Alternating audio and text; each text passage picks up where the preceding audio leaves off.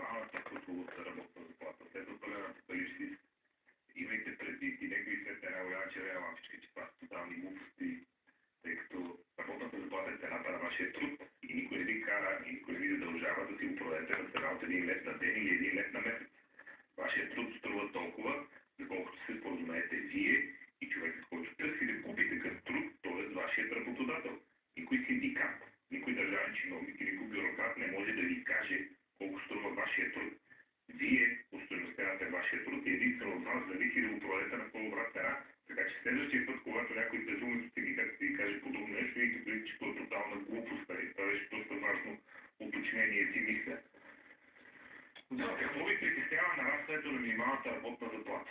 Мен не ме притеснява особено от гледна точка на това, че то е само прогноза, но естествено ме притеснява от гледна точка на това, че то вдига осигурителните вноски, от него следва едно покачване на осигурителните прагове и то натоварва работодателите. Ако е несъразмерно на нарастването на приходите на фирмата, ще принуди ви да съкрати хора и ви да междустиги ефект. Точно така, точно това е идеята.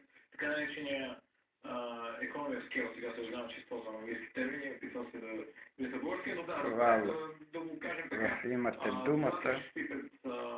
Предизборни прогнози колектива от една страна, за здравеопазване. няма възможност да изплати съответната заплата на всички. Другата опция е да ви плащат под масата, което е нещо обичайно за краткосрочни договори или обичайно в местата, където... За всичко има плащане под масата. И все по-наказуемо. Третата опция е просто да, как казахме, да ви уволни.